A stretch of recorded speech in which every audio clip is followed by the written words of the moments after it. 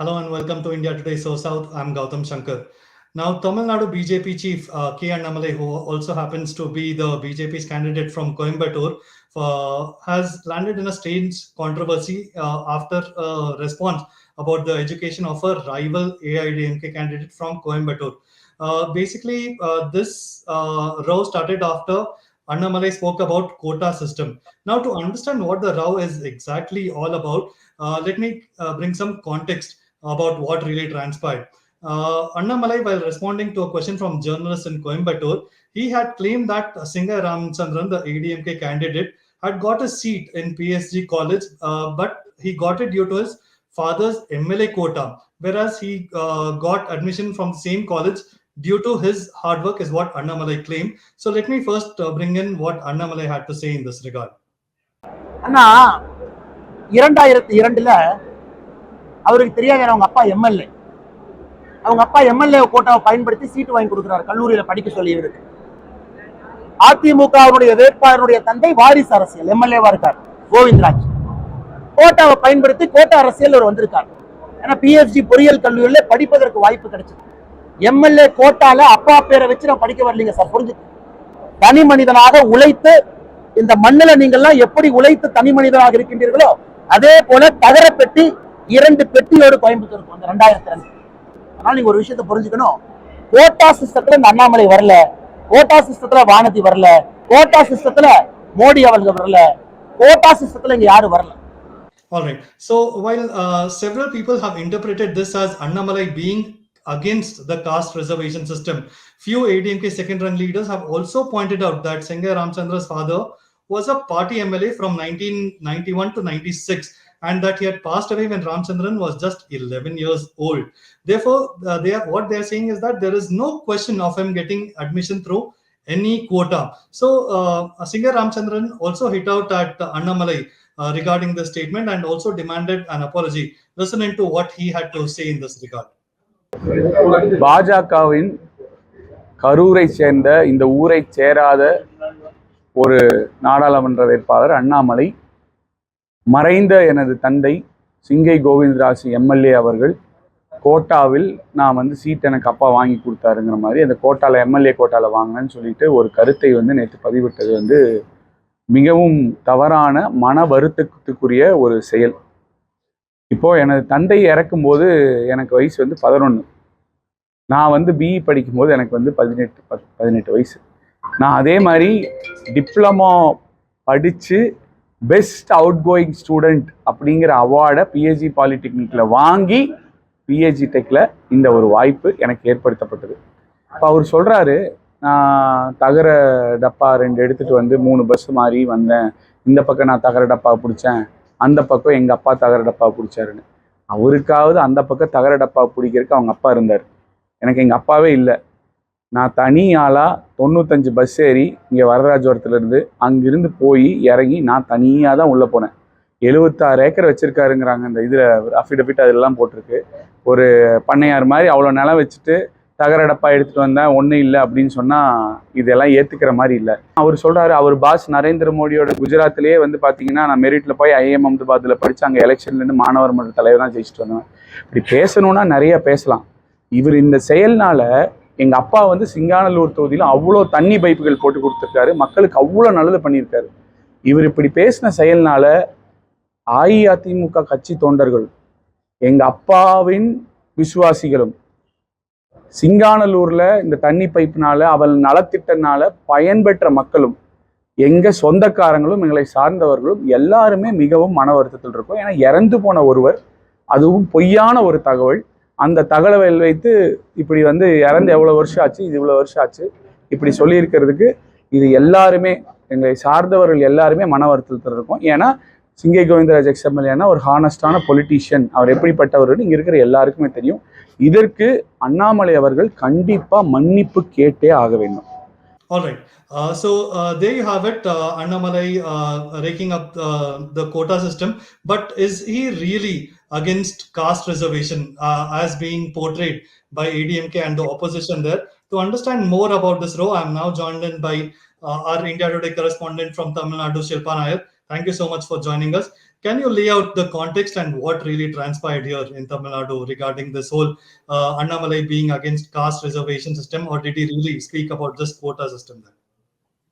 Well, Gautam, as far as Coimbatore is concerned, a fiery election campaign or a fiery electoral battle is playing out in that particular constituency. Like you rightly pointed out, it is Annamalai, the Tamil Nadu BJP chief, who will be contesting as the BJP's candidate for the constituency. And against him is Singai Ramachandran of the AIADMK and Ganapati Rajkumar of the DMK. Now, the recent controversy is about a statement that Annamalai made in a press conference. He was asked a question by journalists.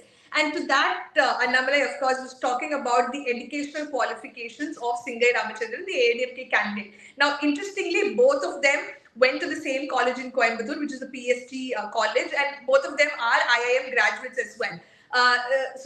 While talking about Singai Ramachandran, Annamalai went on to say that, look, Singai Ramachandran got into PSG because his father was an MLA. His father, Govindaraju, was an MLA, an AIADMK MLA, and Singai Ramachandran got a quota, a MLA quota in the college, and that's why he got admission. Whereas Annamalai then went on to recall how he came to Coimbatore from a village in Karur. He says, I came with my father with two old dabbas, and we changed three buses to reach Coimbatore, and once we reached at the gate of the college, both my father and I were holding these dabbas, and I asked my father, do you think I'll fit into this big city, because considering the fact that we're coming from a village?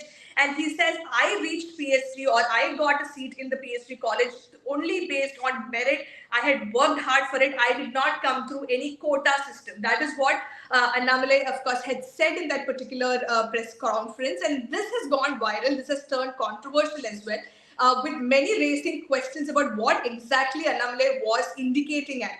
Because there is, many say there is no MLA quota as such in PSG college. There is no admission Yeah. that is given on the basis of an MP or MLA quota. And apart from that, several AIADMK leaders, second-rank leaders, of course, have pointed out on social media that Singai Ramachandran's father, that Govindaraju, was a AIADMK MLA from 1991 to 1996. And when Singai Ramachandran was 11 years old, he lost his father. His father had passed away.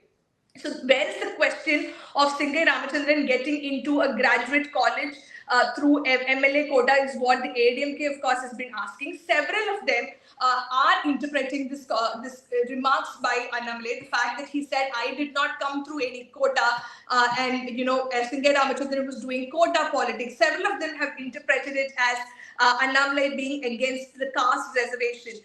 In fact, in order to prove their point, some of them also, in order to counter Annamalai, some of them have also been sharing the IPS rank list, the civil service rank list of Annamalai, which says that he belonged to the OBC category quota.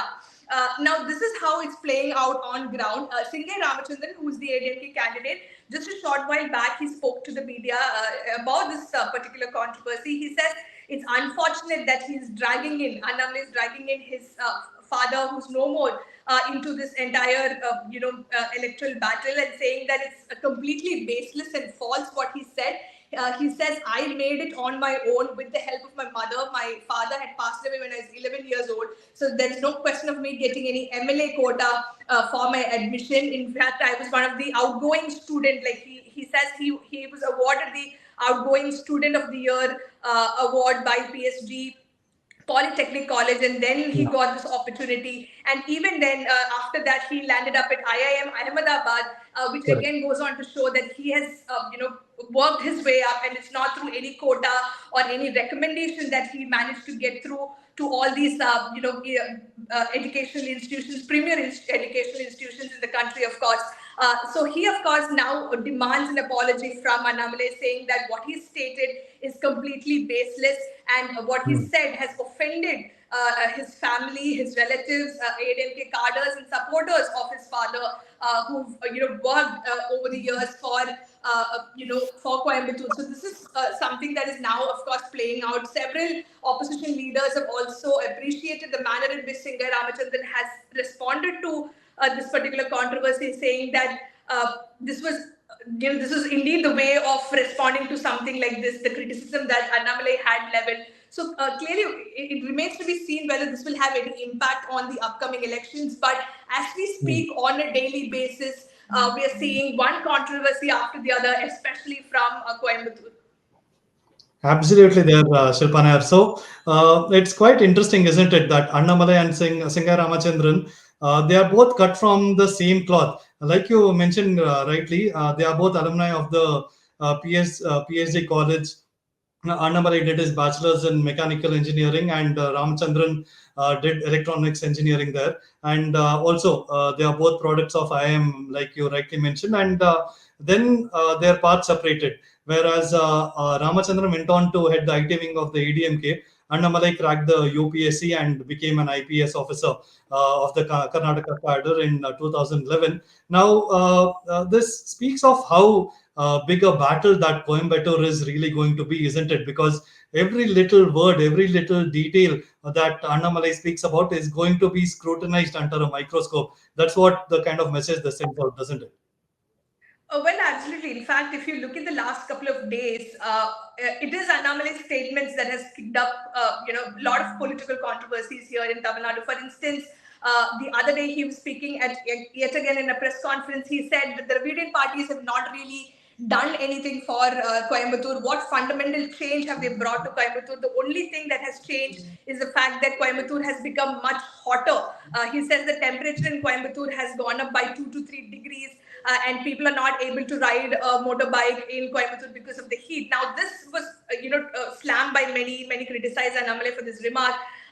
But TRV Raja, who's a DMK minister, quickly gave a counter for that, saying that the election heat has not even begun yet, and these people, referring to the BJP, he says these people are not even going to they'll not be able to bear the election heat. And he goes on to say, we've not even lit the stove yet, brother. That is what TRB Raja said.